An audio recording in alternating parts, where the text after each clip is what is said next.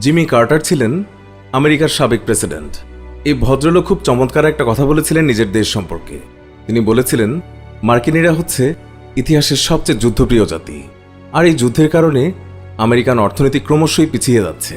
আর এই সুযোগ নিয়ে চীন একসময় আমেরিকাকে অর্থনৈতিকভাবে পেছনে ফেলবে। যদিও জিমি কার্টার নিজেও ভালো করে জানেন এই যুদ্ধটাই আমেরিকার জন্য ব্যবসা। যুদ্ধ খেলাটা না থাকলেই বরং আমেরিকার অর্থনীতি ভেঙে পড়ত। তবে সেটা জনসম্মুখে বলার মতো হিম্মত জিমি কার্টার কেন কারোই নেই।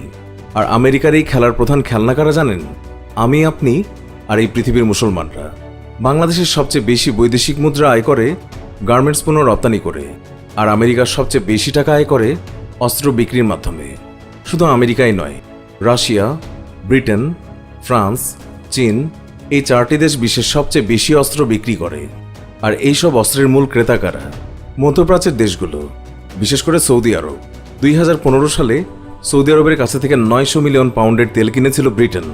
ওই বছরই তারা সৌদি আরবের কাছে অস্ত্র বিক্রি করেছে 872 মিলিয়ন পাউন্ডের। আর এইসব অস্ত্র কোথায় যাচ্ছে? কখনো ইয়েমেনে হুতি বিদ্রোহীদের দমনের নাম করে মুসলমানদেরকে মারা হচ্ছে, কখনো সিরিয়ার গৃহযুদ্ধ থামানোর নামে নিরীহ মানুষকে হত্যা করা হচ্ছে। দুনিয়াতে সন্ত্রাসবাদের ইতিহাস ঘাঁটতে গেলে ফিলিস্তিন ইসরায়েলের দ্বন্দ্বটা সবচেয়ে বড় অধ্যায় হয়ে থাকবে। ফিলিস্তিনিদের দেশছাড়া করার যে কূটকৌশলটা ইসরায়েল নিয়েছিল, সেটা তারা সফলভাবেই বাস্তবায়ন করতে পেরেছে। নিজ ঘরে ফিলিস্তিনের মুসলমানরা আজ পরবাসী হয়ে আছে। দেয়ালে পিঠ ঠেকে যাওয়ার পরে ফিলিস্তিনিরাও পাল্টা প্রতিরোধ হিসেবে শুরু করল গুপ্ত হামলা। জবাবে ইসরায়েল চালালো গুলি। এই অস্ত্রের ঝনঝনানিতে লাভ হল কার? বুদ্ধিমানের জন্য ইশারাই যথেষ্ট। আল কায়দা নামের জঙ্গি সংগঠনটির জন্ম হয়েছিল আমেরিকার হাত ধরে, সোভিয়েত ইউনিয়ন বা রাশিয়ার উত্থানকে ঠেকানোর জন্য। আমেরিকানদের অস্ত্র নিয়ে এই বাহিনী আফগানিস্তানে রাশিয়ার বিরুদ্ধে যুদ্ধ করেছে। সেই আল কায়দা নেতা ওসামা বিন লাদেনের খোঁজে আবার আমেরিকায় হামলা করল আফগানিস্তানে। গোটা দেশটা লণ্ডভণ্ড করে দিল। নিহত হলো হাজারো নিরীহ মানুষ। পুরো গল্পটা কার লেখা, কেন লেখা বুঝতে পারছেন তো? অন্যায় ইরাক যুদ্ধের ফসল হিসেবে যে আইএস জন্ম নিল, এর দায় কাদের বলুন তো? যাদের মধ্যপ্রাচ্যে প্রচুর পরিমাণে অস্ত্র বিক্রি করতে হবে তাদের। তেল কি শুধু আমেরিকা আর ইউরোপে কিনে যাবে? পরিবর্তে মিডল ইস্টের দেশগুলোকেও তাদের কাছ থেকে কিছু না কিছু কিনতেই হবে। সৌদি আরবের সম্পদ তেল। সৌদির আমেরিকান প্রভুরা তাকে ভয় দেখালো। তোমার রাষ্ট্রীয় নিরাপত্তা তো হুমকির মুখে। যাকে ভাই ভাবছ সেই তো তোমার আসল শত্রু। তোমরা মুসলমান তো কি হয়েছে? তুমি সুন্নি আর ও শিয়া। তোমরা কিভাবে এক হও? ও কখনই তোমার বন্ধু হবে না। কাজেই তুমি হামলা করো ইরানকে, ঝামেলা পাকাও ইরাকের সাথে, হামলা করো ইয়েমেনে। অর্থাৎ মুসলমানের টাকায় মুসলমানের কাছে অস্ত্র বিক্রি করে মুসলমানকে দিয়েই আবার মুসলমানকে হত্যা করছে। এই না হলো আমেরিকার কূটনীতি? পৃথিবী আসলে শান্তি চায় না, যুদ্ধ চায়। কারণ যুদ্ধই হচ্ছে একটি আসল ব্যবসা। শান্তি জিনিসটা যে কেউ টাকা খরচ করে কিনতে চায় না। সারা পৃথিবীতে যুদ্ধ বনাম শান্তি বনাম বাণিজ্যের এই যে অদ্ভুত এক চক্র, এই চক্র কখনো শেষ হবার নয়। প্রতি বছর শুধু অস্ত্র বিক্রি করে শীর্ষস্থানীয় কোম্পানিগুলো হাজার হাজার বিলিয়ন ডলারের ব্যবসা করে। যতই আমি আপনি শান্তির পক্ষে কথা বলি, শান্তি কখনোই আসবে না। কারণ শান্তিতে টাকা নেই। টাকা রয়েছে যুদ্ধে, টাকা রয়েছে অস্ত্রে। আমেরিকা বা রাশিয়া চাইলে আইএস নির্মূল হওয়াটা এক সপ্তাহের কাজ। সিরিয়ার গৃহযুদ্ধ থেমে যাবে এক মুহূর্তের ব্যবধানে। কিন্তু পরাশক্তিগুলো এই যুদ্ধ থামাবে না। তারা খেলবে। কারণ তাদের কাছে যুদ্ধ মানেই টাকা, অস্ত্রের ঝনঝনানি মানেই ব্যবসা। আর যদি আইএস খতম হয়ে যায়, গৃহযুদ্ধ থেমে যায়, কাল তারা কোন জুজুর ভয় দেখিয়ে মধ্যপ্রাচ্যে নিজেদের সেনা মজুদ রাখবে। সৌদি আরব এবং ইরানের মধ্যে যদি বন্ধুত্ব হয়ে যায়, তাহলে বিলিয়ন বিলিয়ন ডলারের অস্ত্র তারা কার কাছে বিক্রি করবে? আপনাদের মনে আছে কিনা জানি না, মুসলিমদের গালিগালাজ করে ক্ষমতায় আসা ডোনাল্ড ট্রাম্পের প্রথম রাষ্ট্রীয় বিদেশ সফর কিন্তু মুসলিম দেশ সৌদি আরবেই ছিল।